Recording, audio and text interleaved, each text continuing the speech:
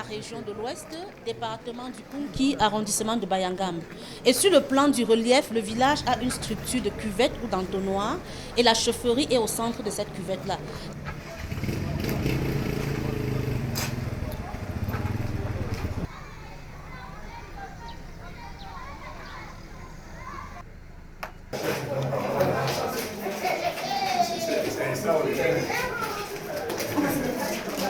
À Batoufam, c'est tout le palais et toute la chefferie qui constituent le musée. Et l'histoire de Batoufam commence dans cette cour, qui est la cour principale et la cour du peuple. La chefferie n'appartient pas au roi, mais le roi est le gardien de la chefferie. La chefferie appartient au peuple. Et il faut quand le peuple arrive ici qu'il ait son espace pour se rassembler sans toujours demander l'autorisation du roi. Donc là, sur la gauche, c'est la salle de réunion des femmes qui se rassemblent ici le premier jour de la semaine traditionnelle. Et ici, sur la droite, c'est la salle de réunion des hommes qui, eux, se rassemblent le 6e jour de la semaine traditionnelle. Et ce ne sont pas les femmes de la haute société. On prend les femmes de toutes les différentes couches sociales et on va prendre 2 représentantes parmi elles. Elles vont venir ici discuter et parler des problèmes. Et maintenant, le 8e jour, comme on a dit la semaine à 8 jours, le 8e jour, on dit communément que c'est le jour du chef ou le jour du roi, mais non, ce n'est pas le jour du roi, c'est le jour du peuple. Parce que ce jour-là, on lève l'immunité du roi, il devient un simple individu comme vous et moi et il va passer à un tribunal où on va le juger pour les actions qu'il a posées pendant la semaine. À Fumban, c'est tous les 2 ans, mais ici, c'est plutôt tous les 8 jours. Ah, d'accord. Et ce jour-là, on demande à la population de ne pas venir à la chefferie parce qu'on ne doit pas l'appeler majesté, on ne doit pas lui faire de révérence. C'est un peu comme son jour de repos dans la semaine. Et là, maintenant, s'il a posé des actions positives, on va le féliciter. Mais si ce sont des actions négatives, il aura des sanctions relatives à ces actions-là. C'est pour que le roi ne se prenne pas la grosse tête et qu'il se dise « je suis le patron, je peux faire ce que je veux, quand je veux et comme je veux ». Ici, on a l'histoire de la fondation et de la mise en place du royaume de Batoufam qui est étroitement lié avec Balinyonga dans le nord-ouest, Bangwa et Bandrefam. Le fondateur de Batoufam qui s'appelle Nankap, on a la dynastie là derrière, la dynastie Nankap qui est le fondateur. Nankap, ce n'est pas son nom d'origine. Lui, il est venu de Bali, à côté de Bamenda, Balinyonga, et il étant chasseur et guerrier, il s'est retrouvé dans le village d'après Bangwa. Et étant un chasseur pour pouvoir s'intégrer, étant étranger pour pouvoir s'intégrer dans la communauté, il s'est mis à travailler et tellement il travaillait bien que les échos de son travail se sont répandus à travers le village et c'est arrivé aux oreilles du roi.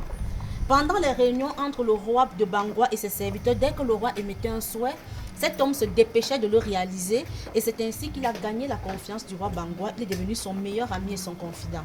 Quand il devient le confident du roi Bangwa, il devient l'ennemi des Bangwa qui se demandent comment est-ce que le roi peut faire confiance à un étranger et pas à eux. Donc ils ont commencé à mettre en place des ruses pour le tuer, mais tout ce qu'ils ont mis en place, ils n'ont pas réussi. Au contraire, quand quelqu'un allait accuser cet étranger auprès du roi, le roi disait à l'accusateur ce que la personne avait fait de mauvais et c'est exactement ce que la personne avait fait. Donc ils se sont mis à se poser la question de savoir comment est-ce que le roi fait pour être au courant de tout cela. Et ils ont trouvé que la réponse c'était cet étranger qui était parmi eux. Parce que pour eux, il passait son temps à les espionner pour aller raconter ce qu'eux ils faisaient de mal au roi. Et c'est de là qu'est venu le nom du fondateur de Batoufam, Nankap, ce qui signifie espion. Quand on lui a donné le nom d'espion, ou littéralement Nankap, c'est là qu'eux ils se sont mis à l'espionner et on a découvert que Nankap entretenait une relation amoureuse secrète avec la première fille du roi. Son geste est considéré comme un geste de haute trahison et la sentence contre la trahison était la mort. Donc on l'a arrêté, on l'a mis en prison et on allait l'exécuter le lendemain sur la place publique. La fille ayant appris qu'on allait tuer l'homme qu'elle aimait et allait de nuit avec l'aide de son grand frère et de son petit frère utérin, ils ont réussi à faire évader Nankap de prison et avec leurs différents serviteurs, ils se sont enfuis pour aller demander asile au village d'à côté à Bandrefam. Là, ils vont rencontrer le roi qui va leur donner sa protection, mais à une condition, à condition qu'ils perdent leur titre de noblesse. Devant le roi, ils acceptent de perdre ces titres de noblesse, mais dans leur tête, ce n'est pas ce qu'ils veulent. Donc, il va leur donner une concession, ils vont aller s'installer dans cette concession, et ce qu'ils vont faire, c'est d'accueillir chez eux tous ceux qui sont chassés des autres villages. Ils ne veulent pas savoir ce que vous avez fait de mauvais, il a besoin d'hommes et de main d'œuvre, et quand il va les accueillir, il va mettre en place, Il faut une république. justement, il va mettre en place premièrement une équipe d'architectes, et comme il est soldat, une équipe de soldats, il va commencer à construire beaucoup de maisons dans son lieu, son site, il va construire beaucoup de maisons avec des couloirs assez tortueux et des portes très basses, maximum 1 mètre. Pas parce qu'ils sont petits de taille, mais c'est une stratégie de défense sur le plan militaire. Et c'est là qu'il met en place le labyrinthe avec les basses portes. Quand il finit de construire son labyrinthe avec les basses portes, il va aller voir les notables de son nouveau roi. Il leur dit, je voudrais remercier votre peuple de nous avoir accueillis, de nous avoir hébergés. Je ne peux pas inviter le roi chez moi. Mais vous les notables, je peux vous inviter, je vais vous montrer ma gratitude que vous allez aller transmettre au roi. Ensemble, ils vont fixer une date et le jour J venu, toutes les maisons que Nankap et ses hommes avaient construites n'étaient pas habitées. Pour faire croire aux visiteurs que ces maisons sont habitées, il va faire des foyers à l'intérieur de chacune d'elles. Étant à l'extérieur, quand on voit la fumée sortir d'une maison, on se dit la maison est habitée. Les premières classes qui étaient à l'entrée, il mettra 2 femmes par maison, elles vont parler, on entend des voix, mais on ne connaît pas exactement le nombre de personnes qui sont dans la maison et il va apprêter un grand festin, beaucoup de nourriture, beaucoup de boissons. Quand ces autres arrivent, Nankap ne les amène pas premièrement faire le tour du propriétaire, non, mais il va d'abord leur donner à manger et à boire. Et c'est après les avoir bien gavés de nourriture et les saouler d'alcool qu'il leur dit maintenant, j'aimerais qu'on aille faire le tour du propriétaire, ce qui n'est plus possible. Parce qu'après avoir trop mangé et trop bu, il faut se courber à répétition pour traverser des portes qui ont moins d'1 mètre. On peut traverser 1, 2, 3, 4, mais à partir de la 5e, l'estomac étant trop plein et l'alcool commençant à faire effet, on va se mettre à vomir. Et quand tu allais chez ton hôte, tu mangeais, tu vomissais, c'était pour dire que la nourriture n'était pas bonne. Et c'était une insulte à l'endroit de cet hôte-là. Donc, oui, chacun sentant sa force l'abandonner à faire demi-tour. Et au moment de ressortir, c'est là que les hommes de Nankap se sont placés dans la cour avec des armes pour montrer leur force sur le plan militaire. Étant sous, quand tu vois une personne, tu as l'impression qu'ils sont 2 ou 3. Et quand tu as 10, tu as l'impression qu'ils sont des milliers. Et ils sont allés dire à leur roi, Nankap est devenu tellement fort et puissant qu'il s'est construit un très grand palais et il a une grande armée. Le roi de Bandrefam étant vieux, son armée aussi vieille que lui s'est dit, si Nankap se constitue une armée, c'est pour dire qu'il se prépare à la guerre. Et connaissant sa force sur le plan militaire, vu qu'étant à Bangwa, il était le chef militaire et toutes les guerres qu'il menait, il les réussissait. S'il se prépare une armée, c'est pour dire qu'il se prépare à la guerre et s'il vient en guerre contre moi, il va me vaincre. Donc pour ne pas avoir de problème avec lui, le roi de Bandrefam a coupé son territoire au niveau de la concession qu'il avait donnée à Nankap et tout ce qui était à partir de cette concession. Et après, il lui a fait cadeau et c'est ainsi que le premier site de la chefferie de Batoufam a vu le jour. Nankap a déjà un espace, mais c'est petit. Il lui faut plus. Pour conquérir cet espace où nous sommes, il va encore utiliser la ruse de l'architecture. Donc il va arriver, il va trouver un roi ici avec son peuple. Il dit au roi, j'ai découvert une nouvelle technique de construction. En une journée, je peux construire une maison. Le roi, surpris de savoir qu'on puisse construire une maison en une journée, va mobiliser tous ses hommes. Et ce que Nankap ne dit pas au roi, c'est que la technique de préfabriquer qu'on parle aujourd'hui, c'est pas, ça ne date pas d'aujourd'hui. Lui, il a préfabriqué des murs en bambou et quand il finit de les préfabriquer, on va planter la structure de la grande case qui est dans la cour. Avec le roi, ils vont chercher les pics, ils vont planter la structure. Et maintenant, on a les panneaux qu'il faut rabattre sur les poteaux. Maintenant, au moment de rabattre ces panneaux-là, c'est là qu'on se rend compte que les panneaux sont très lourds et très épais. Donc, il faut 2 équipes. Une équipe qui va tirer sur des ficelles qui va rester à l'intérieur et une équipe à l'extérieur qui va pousser. Nankap dit au roi, comme toi tu as beaucoup d'hommes, c'est mieux que tes hommes et toi vous allez à l'intérieur, vous tirez les ficelles et les miens et moi nous allons pousser. Confiant et naïf, le roi a accepté d'aller à l'intérieur et c'est comme ça qu'on a levé les 4 murs jusqu'à sceller. Lui il se retrouve coincé à l'intérieur de la maison et Nankap lui à l'extérieur avec les siens. Nankap lui dit, je deviens le nouveau roi, si tu refuses de cet espace, si tu dis non, je mets le feu sur cette maison et toi et tous tes hommes, vous allez mourir calcinés.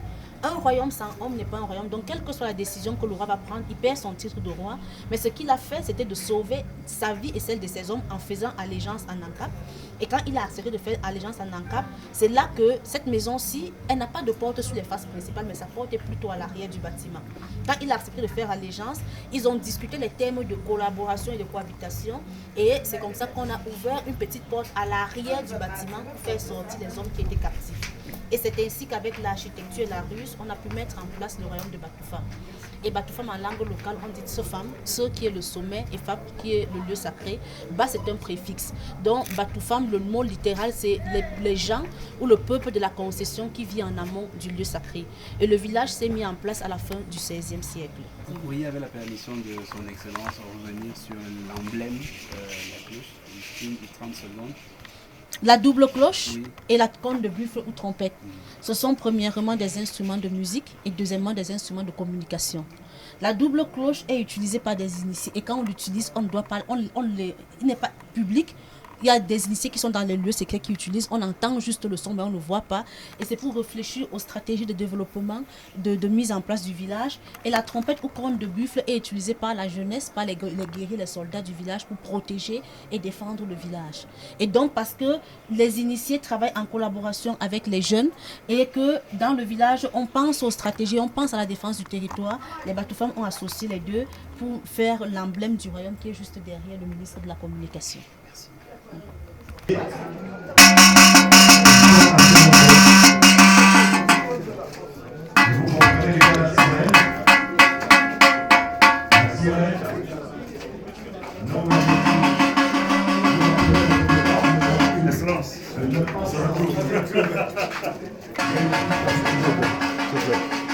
dormi. Ok, j'étais certain. Donc, bien dormi. Bien dormi. Stupéfait, vraiment, parce que j'ai déjà visité beaucoup de chefferies à l'ouest.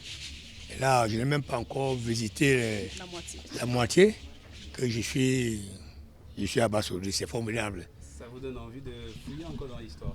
J'ai déjà discuté hier avec le roi. Lui dit que je reviendrai uniquement personnellement avec mon épouse et les enfants pour vraiment faire une grande visite de ce lieu qui est magnifique, c'est extraordinaire. C'est extraordinaire et ça donne suffisamment d'allure à cette histoire que nous racontons à Batoufam, le village de Jérémy Sorel Jitap, et dire qu'il a suivi les pas d'un aîné, Roger Mila. Il rajoute un nom à ceux qui fondent des fondations. Gloire aux sportifs. Merci.